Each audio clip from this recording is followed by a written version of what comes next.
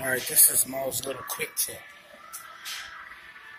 I'm a Highflyer specialist, so it's nothing I can't do with this tool that someone can do with another tool. But besides all that nonsense, as you can see, this isn't supposed to be like this. It's shifted. So if you wore your Highflyer out like I did, then what you want to do is, I don't know if you can see, right there, once you set it in the middle,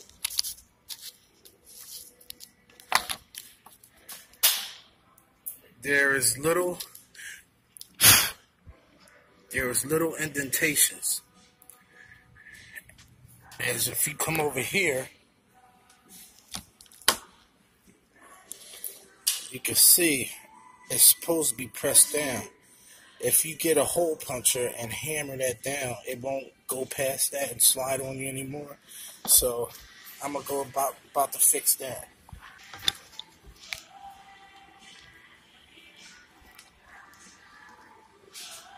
There you go, right there. Hole punched. So let's recap. There's a channel that slides in here, and there's a pivot. There's like a dimple in there, and it's hammered down. This stops it from sliding on both sides. So over time, I guess it might work its way loose from sliding it all the time and swiveling. If it does do that, you know what you gotta do. Hammer that down, and close the hole permanently. It looks like when it came off the factory, they only did it enough to keep it from sliding. They didn't press it all the way down, so I'm about to do that. The manufacturer, here's what I did. Huh? Let me turn down my music. Oh, no, you good. Alright, now, the manufacturer only put it there and there. As you can see, there's not one at the top. If you do it at the top, too, this won't have any play in it at all. I know some of you want the handle to stay still. You don't want to hear all that rattling. So here's what I did. I don't know what you call this. I'll find out for y'all in a second. But if you guys ever seen one of those things that knock a horse out if they want to put it to sleep, it's like a hammer, and it shakes their brain up. See, if you press down on this, see that? It's like, alright, so that's what I did. I dented it. Now let's do this side so I can show y'all.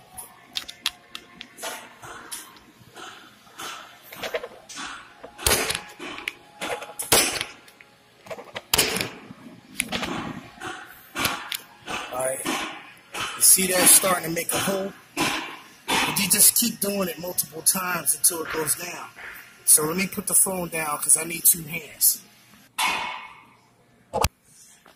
Okay, so look at what we have here. We have no play in it now. It used to slide just like a millimeter before I even put these dimples in at the top.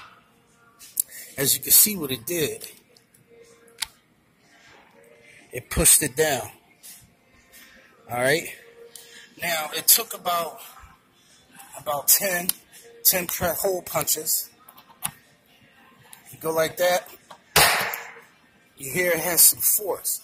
Since this is aluminum, you don't need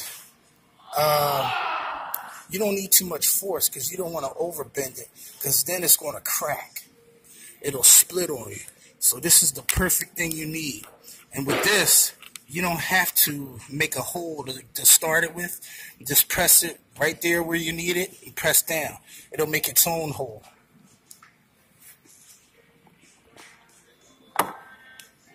Alright, now what do you call this thing now? Center punch.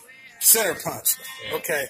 It's a self-hole punch that you put it in the center of wherever you need it, and it's like a jackknife. Yeah, there's a spring in it. Press it down. There you go. He just explained it. It's a spring inside there. As soon as you press down, it kind of like It's a punches little, a hole. yeah, it's a little hammer. All right. I wonder if I can kill an animal with it. Just press down on it. Piss it off. It ain't that strong. Oh, look at the tiger. Click. Yeah, imagine that. He'll be looking at me. What you gonna do with that little thing? He's like, oh, what are you gonna pick my teeth with it? get the antelope that I just ate out of it later.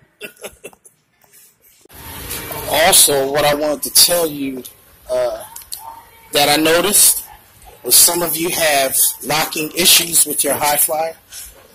When that little nipple is going, sometimes it may not always be the nipple.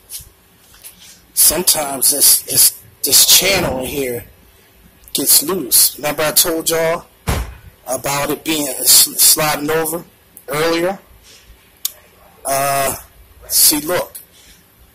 This wasn't locking in place. And when I made the dent, hold on, let me put this down so y'all can see. When I made the 2 dents there and there, now watch this. You see? It's locking again. But as y'all can see, my nipple's gone. Well, it looks like it's there, but it's actually smooth.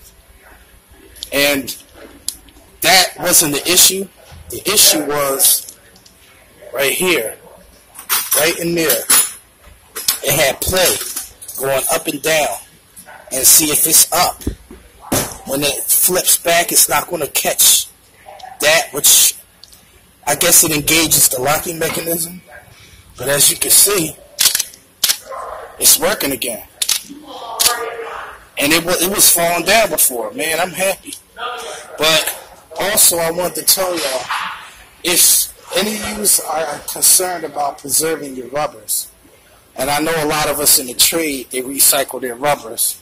What they'll do is they'll cut the ends off, and the center part is still like brand new, and they'll put them in their smaller channels. But before I use my crazy concoction, some of you might think, and I've heard people say, watch mixing certain chemicals, because you could blow yourself up or pass out from the fumes. But no, I don't have these issues. But what I wanted to say is that this rubber, before I was using other means of my solution, ammonia and Dawn and whatnot, doing these shops, it would only last about 2 weeks. I'm getting over a month with one rubber. And that's pretty outstanding because of that solution. It glides on the rubber so much that there is no friction to wear down, even on the ends. So that's another thing to think about too.